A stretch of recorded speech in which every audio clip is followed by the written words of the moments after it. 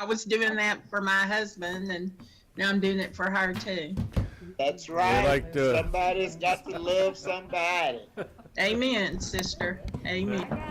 I believe that. Well, we're all live now, so we want to welcome each and every one of you to this evening's meeting, this little drizzly Tuesday, February 1, in advance of perhaps a snow or ice event. Hopefully it's north of us. So this is the third meeting of the Board of Directors during 2022. We'll begin with an invocation by Chloe Capacey, and I'll lead the pledge. Chloe, please come forward. Thank you. All right, let's pray. Dear Heavenly Father, we just want to thank you for another day of life. We want to thank you for the wisdom that you've given these board members for this past year. I pray that for the coming year, you'd continue to give them wisdom and understanding on what to do with the problems that they're going to face. Bless tonight's meeting and all the future meetings. And just bless them, give them joy and enjoyment for every day. We love you. In Jesus' name, amen. Thank you. Please join me in the pledge. I pledge allegiance to the flag To the of the flag, United States of America and to the republic for which it stands, one nation, under God, indivisible, with liberty and justice liberty for all. and justice for all. We'll call this meeting to order. And before we call the roll, I just want to again give a special thanks to Chloe for taking over from Drew Terry, who retired a year or two ago, and she sets up the invocations. And if there's an opening that can't be filled, she jumps in. So we appreciate you very much. So thank you. Now at this time, we'll call the roll. Director Aaron Holliday. Here. Director Elaine Jones. Here. Director Marcia Dobbs-Smith. Here. Director Carol Weatherford. Here. Director Karen Garcia. Here. Director Steve Trusty. Here. Mayor Pat McCabe. Here. And we have Director Jones and Director Garcia are remote today, and we appreciate them participating in that manner, and the balance of the board is here in board chambers. We have a relatively light agenda this evening. We have a consent agenda with 5 items and a new business with 1 item. At this time, we'll consider approval of the agenda as presented. Are there any additions, deletions, or corrections to the agenda, or items to be moved from the consent agenda to new business? Hearing none, I'll entertain a motion. So moved. Director Trustee, seconded by Director Dobbs-Smith. All in favor of the agenda as presented, signify by saying aye. Aye. Opposed, same sign. Agenda is approved. This time we'll consider approval of the minutes of the regularly scheduled held meeting of January 18, 2022. Are there any additions, deletions, or corrections to the minutes as presented? Hearing none, I'll entertain a motion to approve. So moved. Director Dobbs-Smith, seconded by Director Weatherford.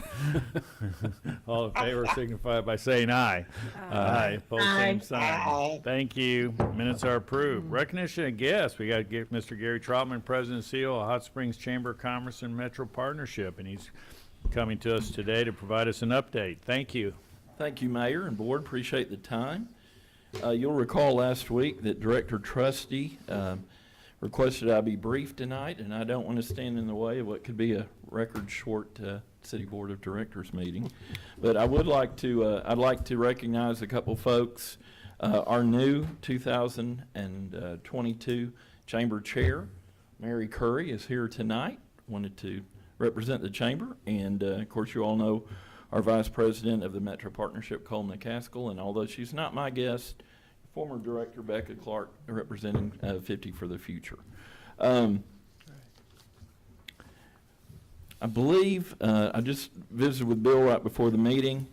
Cole has worked to compile a year-end compilation report that I think Bill has forwarded to you, and it's really kind of different tonight. I just reported to you 3 weeks ago. Today's the 1st, so I was literally finishing this report about 10:15 last night, but to just kind of hit a couple of high points.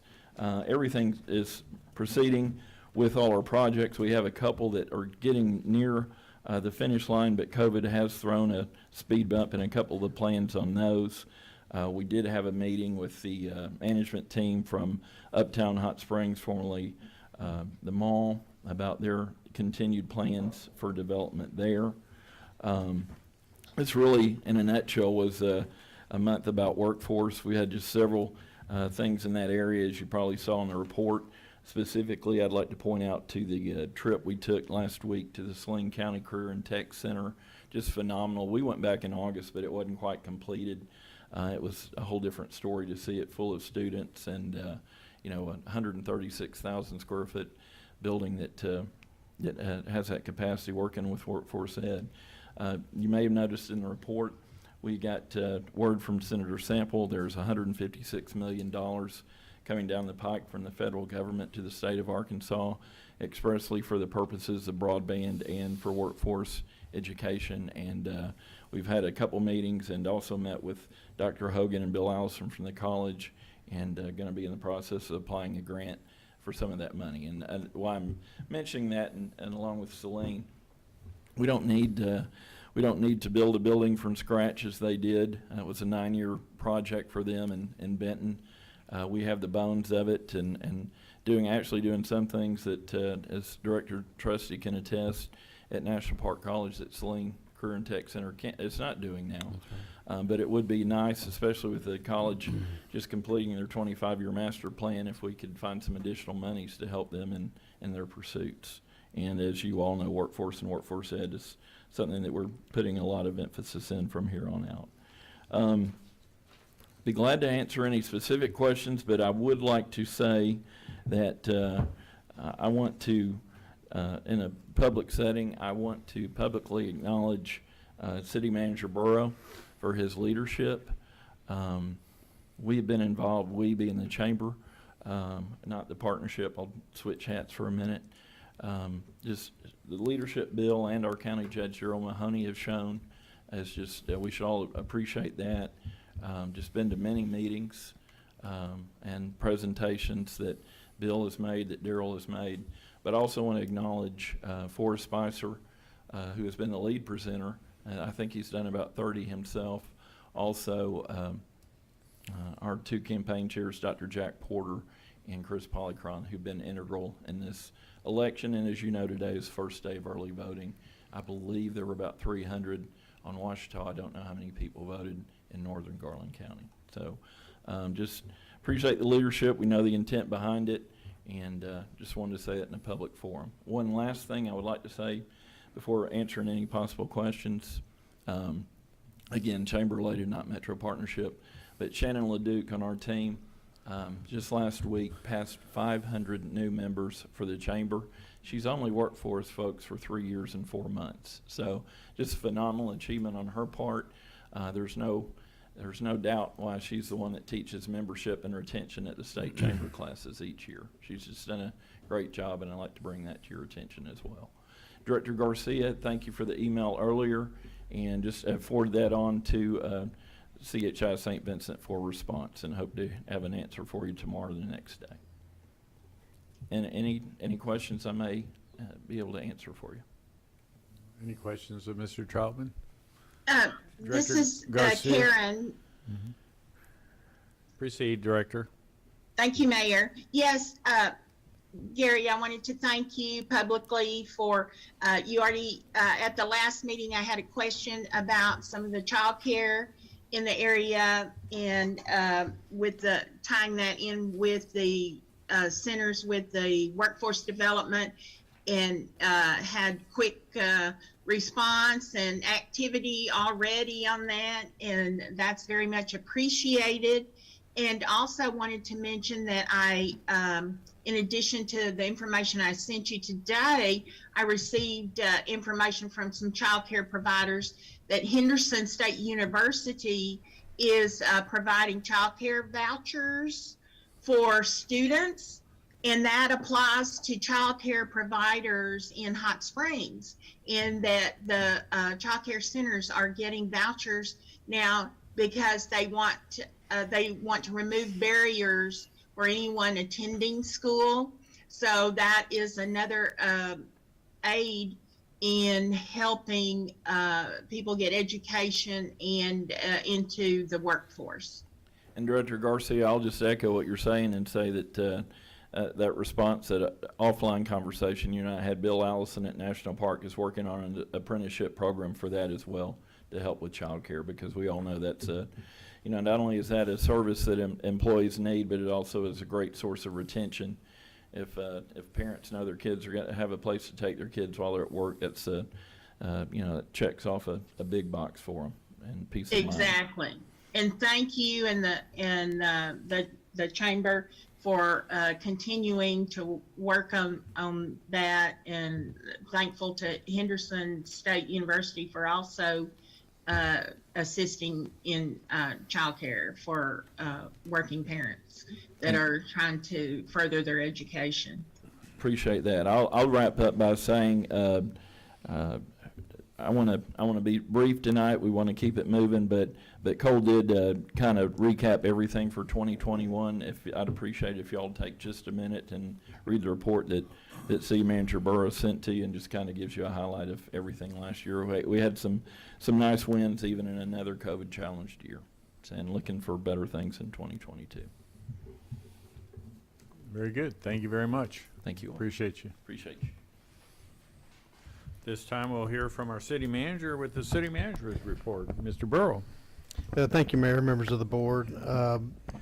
First, just want to talk a little bit about COVID, and I've been communicating with the board on the number of employees that we've had out, and I'm pleased to say today that that number is down to 10. We're still concerned about those 10, of course, but at the height we had 63 out in one day, which was 10% of our workforce, and that's declined steadily over the past week, and today that number stands at 10, and we just wish each one of them a full recovery. And I think yesterday we actually had 5, and we had a little spike in one of the departments that had 5 more go out today. But we're pleased with the trend and its downward trajectory. So wanted to make the board aware of that. STR update. As you know, we've been working for well over a year on short-term rentals, and in the ordinance that this board has passed. As of this morning, there have been 494 short-term rental inspections completed. 194 have passed. 301 have failed. The pass rate increased the past week. However, we're getting up to around 50%. And those failures are things such as a window that needs to be a 5x5 window in a bedroom may only be 4x4. A smoke alarm isn't tied in with the other smoke alarms in a bedroom. So a lot of them are minor. We did meet today and looking at that code in our building code, and planning to make an accommodation on that window, because right now you can't buy a window that would meet it. These windows still open, and really the 5x5 is more for our fire personnel to be able to enter into a window with a scuba tank. So we've made some accommodations there that we'll be rolling out administratively but it still meets the intent of your policy, of your ordinance. So we think that'll help a lot of these that are sitting there just in a holding pattern come through the process. As you know, in the ordinance, we have to have the inspection first. Once that's complete and passed, then if it's residential, it can move into a special use permit. And at that point, there'll be a notification period or an appeal period if it's approved. That's a 30-day period. Once that period's exhausted and we don't have an appeal, and those appeals would go straight to the BZA, not to our board. But should there not be an appeal on a property, then we'll issue the license. Those are for new ones that are in residential zones. Those that are in commercial would not require that. There were 24 special use permit applications received in January. There have been 73 STR business licenses approved to date. So it's slow process. It's slow moving. It's slow coming in. But as I told staff when we started this, we're going to learn a lot over these next few weeks, and I think we are. But we are managing it. Lance has done just really an incredible amount of work with Granicus in getting the online vendor set up. We continue to work with them, but I think we've got to the point to where that system is pretty much in place. It will handle the permitting, it will handle the payments, and also tracking those that are operating without a license, based on their mining of the data as they look at all the different rental sites. So appreciate his work on that, as well as our city attorney and Mike Scott and Kathy Selman and Ed Davis, Chief Chapman, everybody involved in it. It's been a project that many members of the city have worked on. Its various departments. We meet every Tuesday and every Thursday, but it looks like we're at least coming to the end of the work that we're going to have to invest in it, and it's going to be more of a process now, getting through the inspection, getting through the SUP, getting through the appeal period of 30 days, and then BZA. So it's kind of where we're at on STRs. 73 licensed, 24 special use permits in January, 495 inspections completed, 194 of those have passed. Moving on, we'll talk about Malvern Avenue Corridor Project. That's one that you visibly have seen. For the beautification of our Malvern Avenue Gateway. That continues with the herringbone brick crosswalks at Garden Street intersection. Those are being installed now.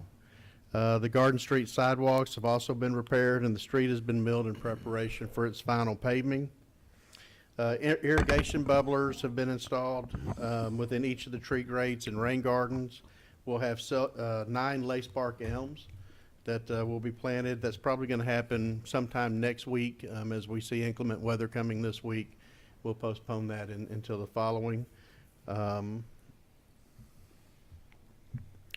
We've already had 2 of our light poles taken out in the medians, so we're hoping to once we get those and actually get them lit, that we won't have that problem. So those are about $3,500 a piece. So Denny's already he told me this morning he had to order 3 of those for a cost of a little over $10,000. So, but it is looking very nice over there. I can't wait to get some of the rubble cleaned up and see what that final picture is going to look like, at least in that particular section.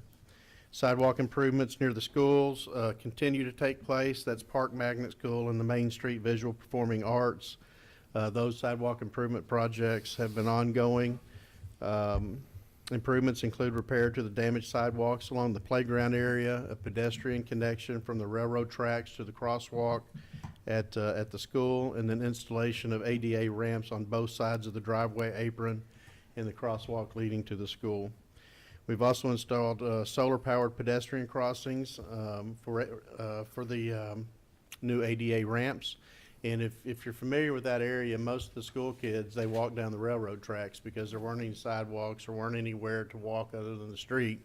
So they use the railroad tracks. And that's something that Gary Carnahan and several in our Complete Streets group has worked on for a few years now to get the grants to be able to do that. And it's been a great partnership with Dr. Nahus and Hot Springs High administration. And finally, I'll end with, a couple of things. Traffic celebrates its 40 years of service. January 26th was their 40th year of service to the Hot Springs community, and hopefully many more to come. A big thank you goes out to all the hardworking men and women, past and present, that have helped us reach this milestone. That's not only our IT buses, but our paratransit and all of the services that they provide. Since its inception in 1981, the Hot Springs Intercity Transit has made more than 7.5 million passenger trips and has traveled over 200,000 system miles each year. The City of Hot Springs is committed to operating a public transportation system that offers reliable, accessible, and convenient service and the safest vehicles and facilities. IT is a public transit service of the City of Hot Springs and is funded in part by the Federal Transportation Administration and the Arkansas Department of Transportation. The system is comprised of 3 fixed routes, a paratransit service that serves the elderly and persons with disabilities, covering some 37 square miles within the city limits, with service outside the city limits to National Park College and Mid-America Industrial Park. The service operates from 6 a.m. to 8 p.m. Monday through Friday. If you recall, not too long ago, a couple of years ago, we increased those hours, and from 10 a.m. to 6 p.m. on Saturdays, so we appreciate all of their hard work. And I had a message from one of our board members that wanted me to speak a little bit about the service line warranty program that most of you, if you have city water, and even some that don't, are receiving some letters from Home Serve, which is a National League of Cities service line warranty program. And this program is completely voluntary. It is legit. We get a lot of calls, hey, is this legit? Is it a scam? What's going on? It is a legitimate service line warranty. It's endorsed by the National League of Cities as well as the Arkansas Municipal League. This is a totally voluntary insurance, for lack of a better term, for their warranty. If you choose to take part in that, you can insure your line from the house, your water line from your house to the meter, everything that's on your private service line section. If you have a break, they'll have a list of plumbers that they'll call to come in and repair that. Same with wastewater, and then they have an option for you to also have insurance for pipes that are inside the house, should you have a water main break or a water line break in the house. It is totally legitimate. However, it's totally voluntary. You could have one, you could have all 3, or you could have none. We felt like it was a good service, you know, and there's some areas of our town that the service lines are relatively new. You know, if you live in a new subdivision, you may not have to worry too much with it. But if you live in a home that was built 100 years ago, 80 years ago, and say they used Orangeburg pipe back in that day, which was a paper pipe basically, for their wastewater, you might want to consider an insurance, because you're probably going to have some failures coming. So we felt like it was a good service to offer, and again, it's a voluntary service. But we'll be glad to answer any questions. If you have any, you can reach us at our hotline number or call us here in City Hall, and we'll get you the information you're looking for. Thank you, Mayor. This is a question. So the service program on the water goes from the meter to the house, and then you talked about inside the house and that. The sewer line, where does that? It goes from the house back to the street? That's actually from the main to the house, where we tap the main to the house as a service line for your wastewater. And a lot of those, and Monty's here with us tonight, you know, a lot of our wastewater are gravity, but a lot of it's also grinder stations. Yeah. So, you know, you could probably speak a little bit better, Monty, on the grinder stations and what that warranty covers. Yes, sir. It also covers the grinder stations. From the house to the grinder station is considered private, and they agreed to cover that. They also agreed to cover the little small force main that leaves the grinder station, where it ties on to our city mains out in the street, whether it be on your side of the street or whether it be on the opposite side of the street. They agreed to cover that section too. So any street repairs or anything like that will be covered under this insurance policy. And the gravity lines are covered all the way to the main, like Bill said, and sometimes that's crossing the street as well. So those street cuts can be fairly expensive if you're having to cover those yourselves. I don't think it covers the grinder itself, though, right? It does Just not the cover the lines. grinder, because we cover the grinders in most cases. That was going to be my next question. The city's covering the grinder. Yes, sir. But then from the grinder back to the street is the property owners? Yes, sir. That's the property owner's little small force main, and most of them are 1.25" force mains, and then that ties on to a larger force main that's out in the streets that the city maintains. But because that runs under private property, and we don't have easements for those, and it runs under, Lord knows what it runs under. But anyway, those are maintained by the private property owners. Okay. Well, I know we have, what, Thank you. over 3,000 grinder 30, pumps, 3,500 in county. Yes. residential grinder pumps. Wow. Everybody wants to live on the lake, so it's, if you live down in a low area, then you've probably got one. Oh, yeah. We have more than the city of Houston. Yes, sir, we do. Wow. Thank you. Thank you, Mayor. That Thank concludes you my for a report. fine report. Now we'll move on to Board of Directors announcements regarding upcoming events. Directors have an announcement of an upcoming event? Hearing none, I guess we're going to move on to the consent agenda. These are items of a routine nature and do not require individual discussion. So I'll entertain a motion to approve the consent agenda as presented. So moved. Director Second. Weatherford, seconded by Director Dobbs-Smith. All in favor signify by saying aye. Aye. Aye. Opposed, same sign. Consent agenda is adopted. The one item under new business is an ordinance, and I'll entertain a motion to suspend the rules to read by title only. So moved. We got Director Weatherford, Second. seconded by Director Aaron Holliday, and that was for ordinance 022-08. So all in favor of the motion to suspend the rules, read by title only, signify by saying aye. Aye. Opposed, same sign. Council, please read by title. Mayor, this is ordinance 022-08, an ordinance waiving competitive bidding and approving the purchase of replacement equipment for the Ouachita Water Plant from JDV Equipment Corporation. That concludes your reading. If you would, entertain a motion second to adopt and have discussion, if any. Motion to adopt. So moved. Second. Director Weatherford, seconded by Director Trustee, and staff report will be provided by Monty Ledbetter, Utilities Director. Welcome back. Well, since I'm the only item on the agenda, I guess I can take up about an hour. I love to talk about all things water, so hey, we can talk for a good solid hour here if we would like to. So, thank you, Mayor, but I will keep this brief. Staff is requesting to waive competitive bidding to purchase 2 walking beam flocculators from JVD Equipment. We provided you in your packet, and I think you can probably see it on your screen there. Are y'all seeing that? We provided a little brochure from JVD Equipment for the walking beam flocculators, so if you'd like to look at that and read more about this company, you can. A little background information about these. The Ouachita Water Treatment Plant is needing 2 of these. We have 4 walking beam flocculators out there. We're wanting to replace the 2. These 2 were a part of the original build of basins 6 and 7. We have 5 basins. That was the original build in 1964. Basins 6 and 7 were added in 1990, and at that time they only added 2 flocculators in there. And so in 2015, we added some additional equipment to that basin, those 2 basins, and we added 2 more sections of the walking beam flocculators. And all of that equipment is fine and working great. It's all manufactured by JDV, and for that reason, we'd like to keep it the same. We're wanting to replace it with the same exact equipment that's there already in existence that is working well. So that is our request tonight.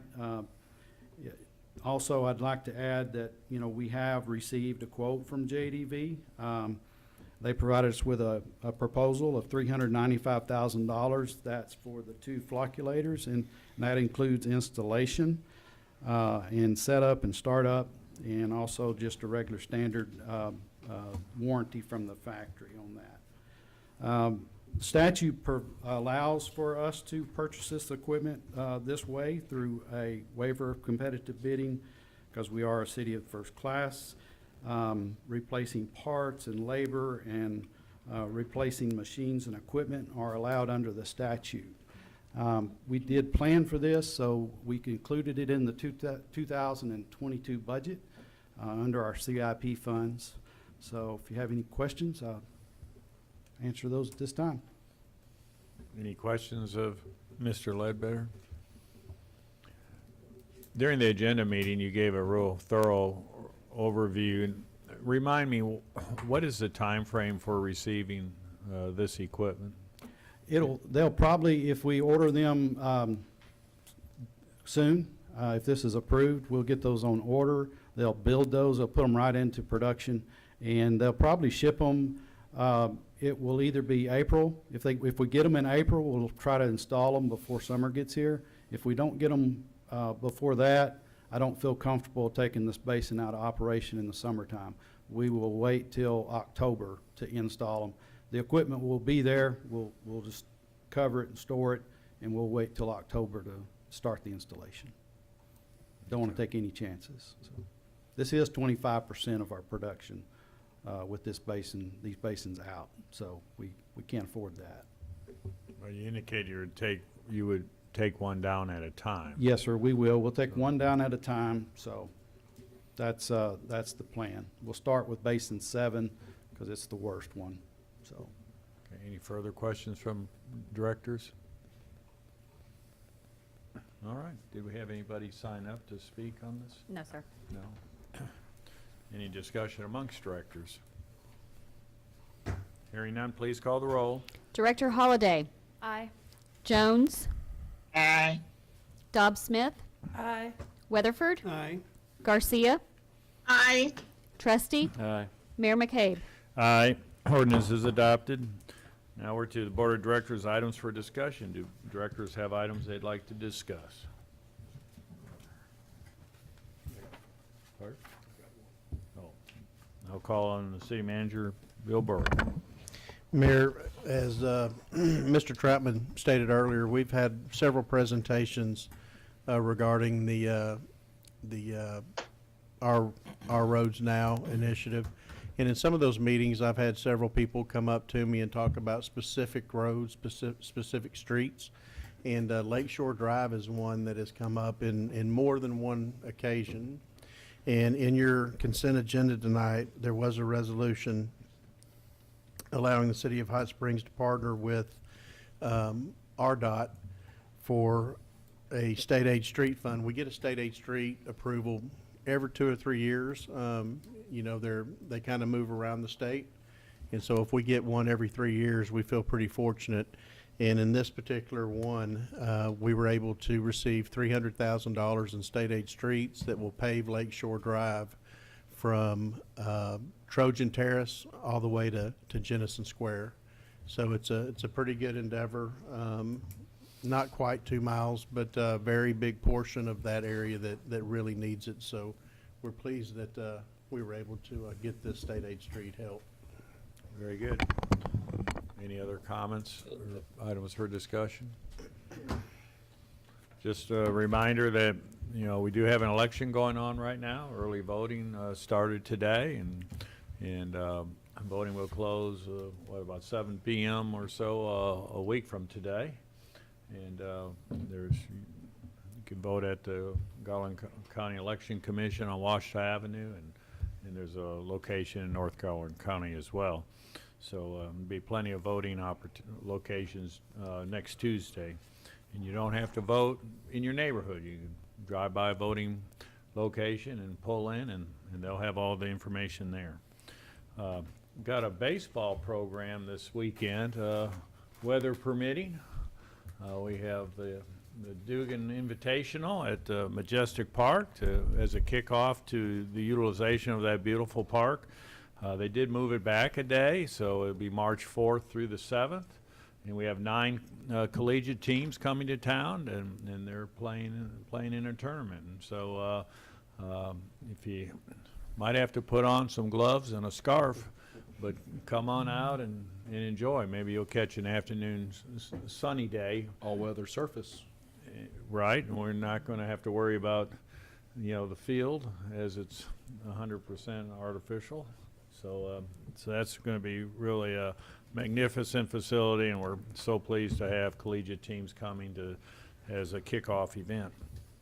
So if there's no further business, Director Jones, you have something to offer? Well, Mayor, I almost forgot to congratulate Becca Clark. You know, that's my sister. She's a hard worker. Congratulations, Becca. And if there's no further business tonight, since you took the vote away from me, I already voted, Mayor. So you need to go vote instead of advertising it. I already voted. I got my number. Oh, okay, all right. Well, I move that we adjourn for the night. Second. Well, those who are remote are speaking loudly here at the end of the meeting. They're gonna beat us home. They're going to beat us home, Good right? night. We going to Okay, bed. so we got a motion and a second to adjourn. All in favor signify by saying aye. Aye. Aye. Opposed, same Aye. sign. We are adjourned. Thank you and be safe. Good night. Thank